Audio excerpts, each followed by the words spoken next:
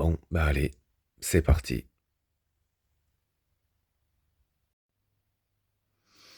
Salut bande de travailleurs, c'est encore tonton Yanoche.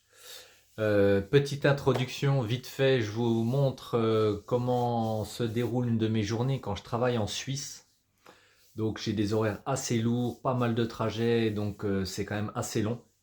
Ça fait une amplitude très grande, 4 heures du mat jusqu'à 18 heures le soir. Je sais que c'est pas le cas de tous les frontaliers, je sais qu'il y a d'autres solutions. Maintenant, sur la chaîne, je vous en ai déjà parlé, je suis sur un projet expat, donc j'ai plein de choses qui sont à prendre en compte. Déjà le fait dans ma situation perso que ma fille vit avec moi, donc je suis aussi attaché géographiquement par rapport à ma fille à son école, donc c'est aussi pour ça que je me retrouve avec un petit peu de kilomètres pour aller au boulot. Il y a plus d'une heure de route rien que pour aller au boulot le matin. Et ensuite, on a le projet IMO qui est toujours en route, hein, donc les travaux à fond et tout. Et l'immeuble est dans le 70 hein, sur la commune de Luxeuil. Et ça me fait déjà presque une heure de route, mais à l'opposé par rapport à mon taf en Suisse.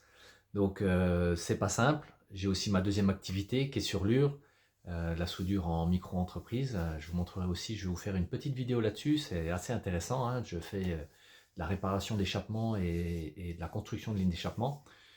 Et ce que je fais pendant la vidéo, là je mets un petit peu le trajet, un petit peu comment ça se passe, là, et aussi sur place. Comme je suis au boulot entre deux projets, et que du coup je me retrouve sur ma place de travail avec peu de choses à faire parce que mon chef me donne un petit peu de boulot à droite à gauche pour m'occuper en attendant le prochain gros projet que je vais avoir là, mais je pense qu'il va démarrer que au mois de janvier. Je vous mets j'insère deux vidéos sur des projets que j'ai fait là sur cette deuxième moitié d'année qui vont montrer un petit peu ce que je fais en Suisse. C'est super intéressant, c'est du beau matériel, du bon job. C'est pas aussi compliqué que ça en a l'air, faut pas trop se faire de soucis là-dessus. Quand je dis qu'on peut travailler en Suisse avec peu de qualifications, c'est le cas. En tout cas, dans cette branche de métier-là, il n'y a pas besoin d'aller à l'école pendant 2 ou 3 ans. En 2 ou 3 mois, tu peux commencer dans le métier. Donc oui, tu ne sauras pas faire tout ce que je fais, mais tu pourras déjà faire quand même pas mal de choses. Et après, il n'y a pas que le métier que je fais, il y a plein d'autres métiers dans l'industrie, et tu peux te rendre utile et trouver un job dans un domaine légèrement différent. Et puis au fur et à mesure, comme moi, hein, moi je suis assez autodidacte, j'ai appris, j'ai pas de diplôme dans ce que je fais, hein, j'ai tout appris en chantier, en atelier, de par mes collègues. Et enfin voilà, je ferai une autre vidéo là-dessus, c'est aussi très intéressant. Là, c'était juste une petite intro, vite fait. Euh, Hésite pas à me donner, à me mettre des commentaires sur si tu es frontalier aussi ou si tu comptes être frontalier sur la situation géographique que tu as ou que tu comptes avoir, puisqu'il y a plusieurs endroits en France où on peut être frontalier avec la Suisse. Là, en tout cas, c'est voilà une journée type que je fais avec la route, les trajets, la fatigue, et puis deux petites parenthèses sur le milieu de la vidéo sur vraiment ce que je fais. Si le trajet ça te saoule, eh ben, tu avances un petit peu la vidéo, ça va aller vite. Mais j'ai pas non plus un quart d'heure de film sur le trajet, c'est assez court. Donc je te souhaite un bon visionnage et puis je vous dis à bientôt. Ciao.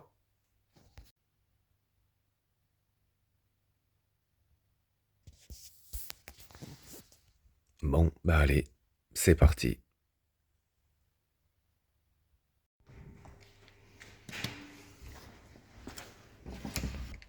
Bon bah bien sûr il fait nuit, hein.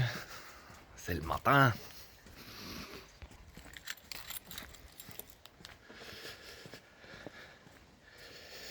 C'est parti dans la focus du Seigneur. Let's go pour le boulot.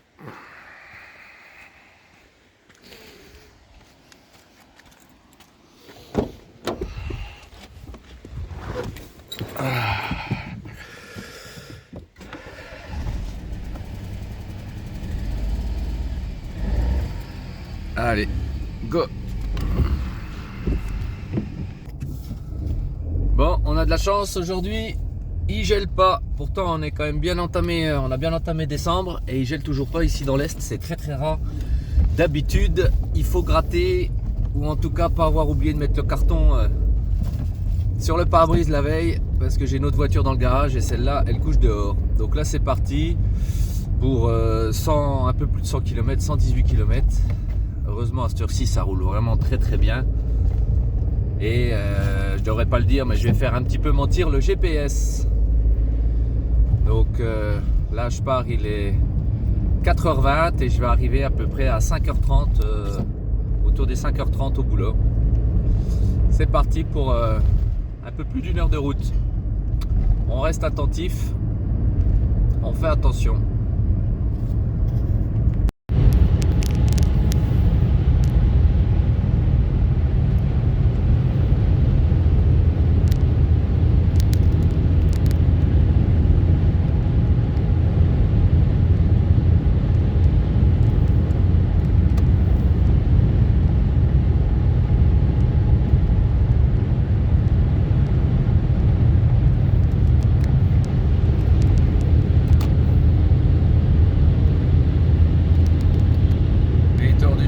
Qui dorment, voilà, tous les matins c'est comme ça.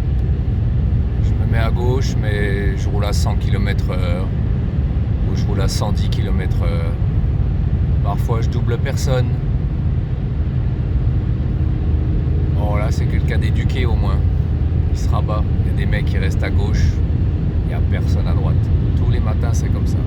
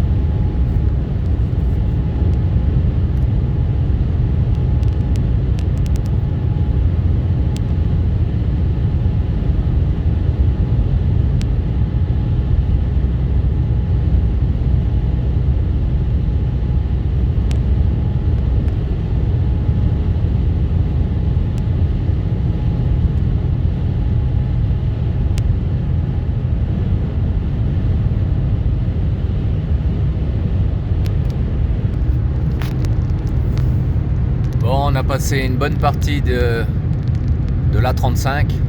Donc je suis passé par Mulhouse et remonté l'A35 jusqu'en direction de Basel, aéroport de Basel. Là on va passer devant l'aéroport de Basel.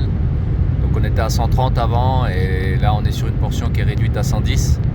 Mais là on va devoir réduire à 90 puisque c'est les travaux et c'est un bordel monstre. Et après on descend même jusqu'à 70 jusqu'à la douane. Mais on va passer la douane dans pas très longtemps. Dans 5 minutes à peu près.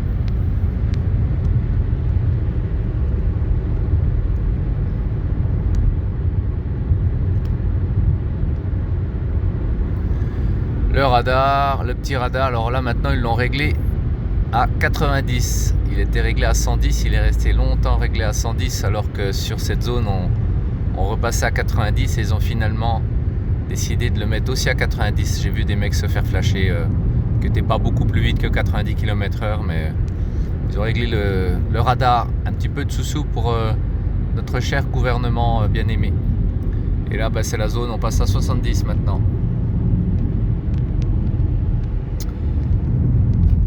Et c'est comme ça jusqu'à la douane. On y est dans quelques minutes là, 2-3 minutes à peu près. Alors là il y a un radar mais pas de ce côté là, il y a un radar en face, je sais pas si on va voir parce que ça flash souvent tous les matins. Le radar est un petit peu piégeux, il est bien caché, il est aussi réglé à 70 km/h et il y a pas mal de personnes là qui reviennent de la Suisse qui doivent je pense travailler de nuit ou certains routiers, on est passé devant là, ça n'a pas flashé. Et le matin je vois tous les jours des gens se faire avoir à cause de ce vilain petit radar réglé à 70. Bon, nous voilà arrivés à quelques centaines de mètres de la douane. 4h55.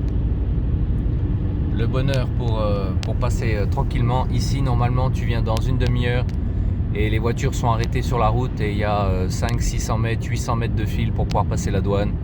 Bouchon, tout le monde est énervé, tout le monde veut passer, tout le monde veut changer de fil pour gratter 3 voitures. Mais le fait est que c'est bondé, à 5h30 c'est déjà bondé, c'est déjà le bordel et tu peux pas faire grand chose contre ça si tu décides de passer à cette heure-là. Il y a trop de voitures, le flux est trop important et il n'y a plus rien à gagner en temps. Le temps gagné, voilà, c'est là. Venir très en avance pour passer beaucoup moins de temps sur la route. Et quand j'arriverai sur place, avec l'avance que j'ai, j'aurai le droit à ma petite sieste avant de prendre le boulot. Perso, c'est mon rythme, c'est ce qui me convient le mieux. On passe la douane. Voilà, on est en Suisse. On va entamer le premier tunnel de la ville de Bâle.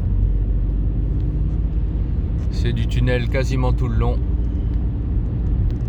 Nous voilà, direction Lucerne, Berne, Zurich. Et on suivra ensuite la direction Berne pour aller dans le canton d'Argovie. On bifurquera un petit peu sur la fin pour pas prendre Berne complet. C'est parti, tunnel, et ça roule. Allez.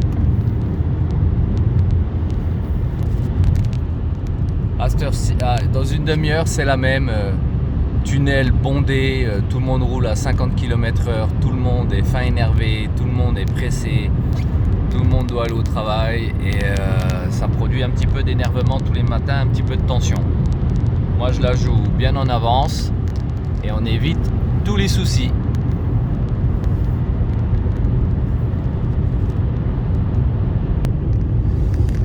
Et au final, là, on est sous la ville de Bâle. On passe sous la ville de Bâle, une des autoroutes les plus chères du monde, qui a été construite il y a maintenant un peu plus d'une dizaine d'années, même une quinzaine d'années.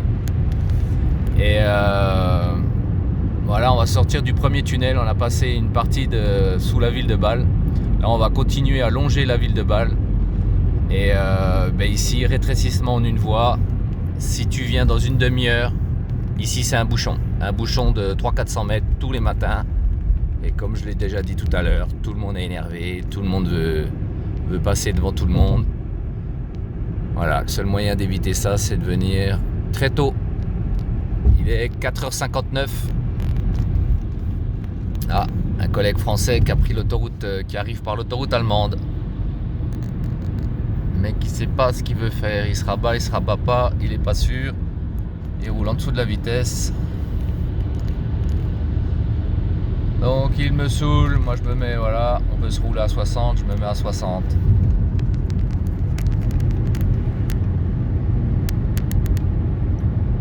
Court tunnel, passe la ville de Bâle. Ils sont en train de gentiment terminer les travaux sur ce petit bout là, mais voilà, c'est un peu le bordel parce qu'on a déjà les travaux côté français tout le long de l'aéroport et quand on arrive ici, il y a de nouveau les travaux. Le matin, là en venant à ces heures-ci, ça passe quand même bien, très bien même si la vitesse est réduite. Par contre, le soir, c'est un endroit à éviter. Moi, je prends pas cette route-là, je prends une autre route le soir qui me fait faire un petit peu plus de kilomètres en passant par l'Allemagne, mais qui m'évite tous les bouchons ici parce que le soir, c'est vraiment un bordel, quoi. Voilà.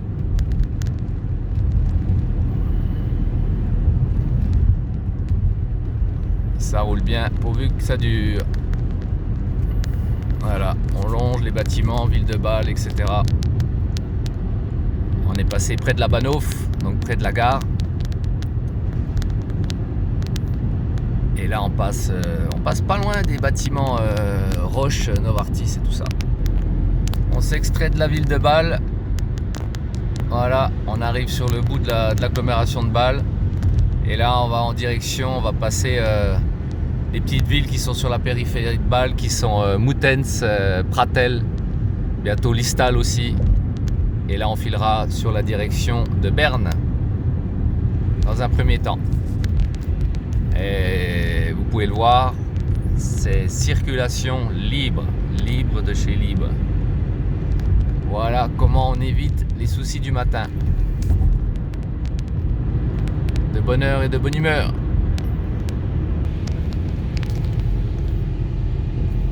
Bon, tous les matins c'est en ce moment un peu le bordel. Ben là ça sera encore pour ce matin. Et on modifie des voies parce qu'ils travaillent dans un tunnel qui est un petit peu plus loin là à côté de Pratel et le Schweitzeral, un grand complexe de chimie où ils inversent les voies. Et tous les matins, on a un gros ralentissement et parfois même un stop carrément sur l'autoroute, le temps qu'ils transitionnent les voies. Et du coup, ça fait perdre pas mal de temps, enfin pas mal de temps, 5, des fois 10 minutes. Je sais pas s'ils ont stoppé complet ce matin. Il y a des fois, on est stoppé complet pendant 5-10 minutes. Parfois, on est juste sur du ralentissement et ça passe tranquille, ça roule doucement. Là, je vois que les voitures sont pas stoppées. On va mettre le clignotant en attendant de trouver quelqu'un qui est de bonne humeur. Voilà, je triche un petit peu. Je fais ce qui me fait pester contre les gens en fait. Je me rabats un peu tard. Mais je vois que derrière, voilà, on va mettre les feux de détresse. Une âme charitable m'a laissé me rabattre. Et là, les joies de l'autoroute suisse, des travaux partout et tout le temps. Viens ici dans une demi-heure et c'est la catastrophe. On passe de 3 voies à une seule voie quand même. Donc, t'imagines bien le bordel que ça fait quand tu as un afflux de voitures vraiment très très important. Et là, ouais, on va avoir la sortie Pratel dans pas longtemps. On voit déjà, on voit pas bien que le téléphone, mais là-haut, on voit GTEC et Bayer. Bayer qui est une entreprise chimie également. Et là, ils nous ont fait un tunnel de l'espace avec plus de lumière qu'il n'en fallait. Hein. C'est carrément violent. Je sais pas pourquoi ils ont mis des lumières aussi fortes, mais ils y sont allés un petit peu. Ils ont mis beaucoup de lampes. Là, ça va mieux sur la deuxième seconde, sur la deuxième partie du tunnel. Mais au moment où on rentre dans le tunnel, c'est carrément éblouissant. Surtout quand il pleut ou que la route est mouillée. Du coup, ça se reflète. Et, là, ça vient d'être fait, ça, c'est tout neuf. Et ils ont mis trop de lampes. Je suis pas inquiet sur le fait qu'ils modifient ça parce que ils savent corriger les Suisses quand ils se trompent. Et je pense que je suis quand même pas le seul. C'est carrément un petit peu dangereux, c'est éblouissant en fait. L'entrée du tunnel, voilà, ça la rend un petit peu plus dangereuse. Et là on continue avec, voilà. Donc là ouais, ils avaient une inversion de voie. Ils font ça les nuits et le week-end. Mais comme l'équipe de nuit doit terminer autour des 5h du matin, et ben là moi il est 5h05. Et ben on se retrouve avec ce truc tous les matins depuis maintenant facilement 2 mois. Quand il n'y avait pas ça, c'était vraiment fluide, de chez fluide. Bon, on repasse sur 3 voies, c'est cool, plus de soucis, les 3 voies sont ouvertes, il y a de la signalisation partout ici. Tous les kilomètres, tu as les signalisations pour autoriser ou fermer les voies. Là, on a 3 lampes vertes, donc on peut utiliser les 3 voies. C'est parti, on va bifurquer jusqu'à Berne et je pense que voilà, je reprendrai un petit peu sur mon arrivée.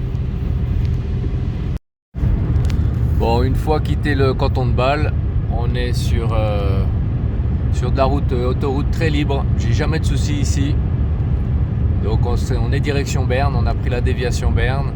Et puis juste avant Rotrice, justement, on va bifurquer de la direction de Berne pour arriver à la zone Aarau, Rotrice, Oftringen, tout ça. Et à Rotrice, je serai arrivé à destination. Il me reste moins d'une demi-heure de route, là, 25 minutes à peu près, même pas. Alors, me voilà arrivé. 5h30 tout pile. Non, 29. 5h29. Bonne nouvelle, ça me fait une demi-heure de sieste pour dormir. Et puis voilà. Donc un trajet sans histoire. Ça fait 1h tout pile de route. Allez, 1h05, ouais. 1h05. Et c'est comme ça tous les matins. Après, prise de poste. Bonne nuit. Alors, la sieste est terminée. C'est parti pour le boulot. Garé juste à côté de la porte, c'est cool. Morgue Silvio. Petit atelier sympa.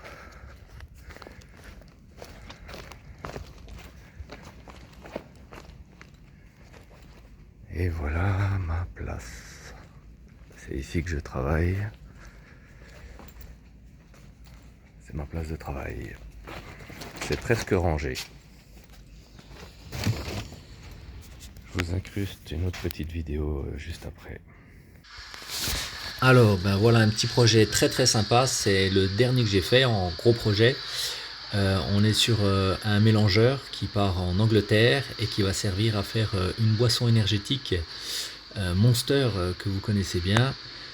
Voilà, ici c'est les plans. Ça donne une petite idée. Et là, ben, on est sur la vue arrière, le gros réservoir qui est la solution finale. Là, la pompe qui injecte, et à gauche, ce qu'on appelle le B-halter. Je ne sais pas comment on dit en français. Je laisse la vidéo tourner une deuxième fois, voilà. Donc tout à gauche, c'est là où on remplit. Au milieu, c'est ce qui va gérer l'injection pour injecter dans le réservoir, et aussi pour le CO2. C'est au-dessus, là, on ne voit pas bien. Et voilà, c'est ce qui permet de faire du Monster. Bon, c'est 9h, c'est la pause. On va se prendre un petit truc à grignoter. Et dans un quart d'heure, on retourne au boulot. Dans le garde-manger, tout ce qu'il faut pour grignoter. Voilà, une petite compote. Il n'y a plus de compote. Si, il y a des compotes.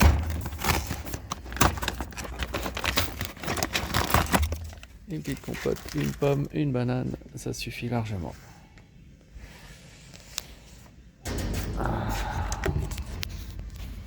Je mange vite fait, je me pose tranquille. À plus tard. Voilà. Aujourd'hui, du coup je travaille pas à mon poste est là-bas au fond. Aujourd'hui je remplace. Mais ça reste du bon petit boulot.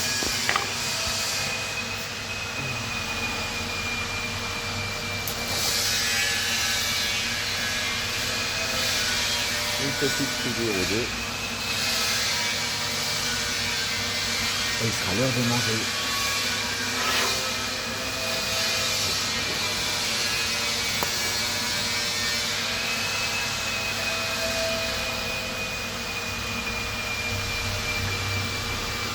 Bon, tu vois, c'est du boulot quand même assez propre. Tout ce qu'on reçoit quasiment est découpé au laser. Et puis là, ben, c'est un châssis pour notre client principal, je ne vais pas le nommer parce que voilà, on a vu que c'est même pas pour prendre des images sur le projet. Même si là, c'est que le départ, donc c'est pas vraiment méchant. Je ne peux pas encore savoir à quoi ça va ressembler. Bon, je vais couper la vidéo. De toute façon, à mon avis, le bruit ambiant avec les collègues doit être gênant. Voilà. Que j'ai fait avant celui que je viens de vous montrer. Celui-là, je l'ai terminé il y a environ 3 mois. C'est un petit peu plus petit, un petit peu moins difficile. C'était moins complexe, même si à première vue, on a l'impression que c'est compliqué. Ça l'était pas tant que ça. Mais ça donne une petite idée de ce qui se fait dans le coin. Et là, on est sur de l'installation alimentaire. Donc, c'est pas du pharma, c'est pas de la chimie. Là, c'est sur de l'alimentaire. Et ça, normalement, ça va dans une laiterie. Je sais plus dans quel pays ça va. Je crois qu'on m'a parlé du Venezuela. À voir. Projet très sympa. Bon, ça y est, c'est parti. Je suis en route, je vais vous épargner tout le trajet de retour, ça sert à rien. De toute façon, ça va être les bouchons. Là, il est 4h20. Si ça roule bien, je suis rentré vers 18h, ce qui n'est pas gagné. Si ça roule moyennement bien, ouais, j'aurai à peu près 2 heures de route, c'est-à-dire 18h20. Si ça roule vraiment très mal, je vais arriver vers 19h. Bon, en général, en ce moment, là, sur la fin d'année, ça roule bien. Il y a moins de monde. Il y a un peu moins de monde et il y a aussi un petit peu moins de travaux côté suisse. Ça commence à revenir un petit peu plus dans l'ordre, même s'il y a toujours des travaux. Et du coup, ouais, en général, j'arrive entre 18h, 18h15. Mais là, ça fait quelques semaines, je suis plus vers les 18h. On parle de quand même 1h45 de trajet pour le retour. Donc c'est quand même lourd. C'est pas un petit trajet. Hein. Quand tu t'es levé à 4h du matin, tu as tapé 1 heure de route le matin, et qu'on fait des journées, là je fais des journées de 10 heures, sur taper 1h45 de route pour rentrer, c'est pas rien, Donc c'est pas la petite semaine tranquille comme en France de 35 heures. Là je suis sur une base de 42 heures, Sachant qu'on fait 1 heure sup obligatoire par semaine, donc ça porte déjà à 43 heures.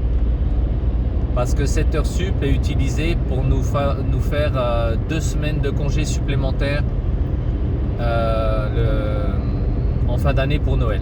Donc j'ai avec mon contrat suisse seulement 4 semaines de vacances, mais avec ces heures sup ça me donne 2 semaines de congés en plus sans prendre dans mes vacances. Donc finalement, avec les jours fériés de fin d'année, avec Nouvel An et puis Noël et la Saint-Étienne, ça fait quand même 6 semaines en tout, donc ça reste correct, Plus cette heure sup va servir aussi pour les ponts du mois de mai.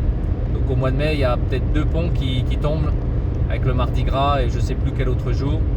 Et du coup, ça fait encore quelques jours de gagner, ça fait quelques longs week-ends de gagner. C'est pas négligeable non plus.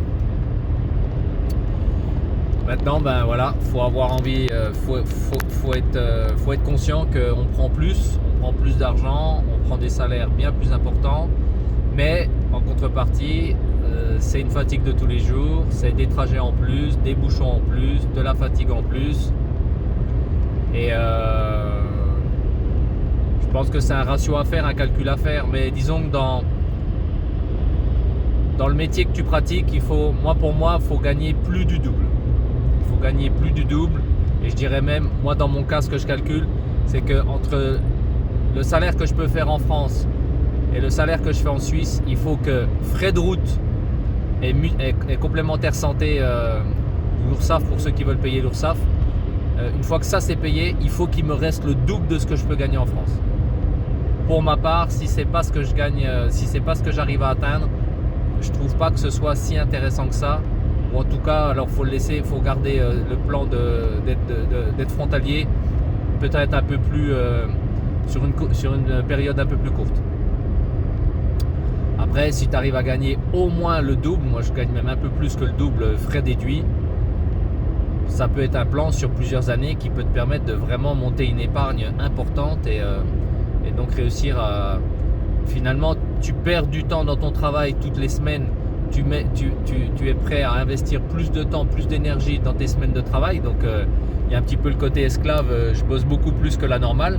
Par contre, tu peux te monter une épargne ou faire un investissement beaucoup plus rapidement parce que si tu as besoin pour tes projets personnels de 20 000, 30 000, 40 000, 50 000, moi je te dis, j'arrive presque à économiser 50 000, même plus. Je vais faire un bilan prochainement dans une autre vidéo, mais là je dépasse les 50 000. Là on est début décembre, je sais combien je vais toucher fin de mois avec ma part de 13e mois.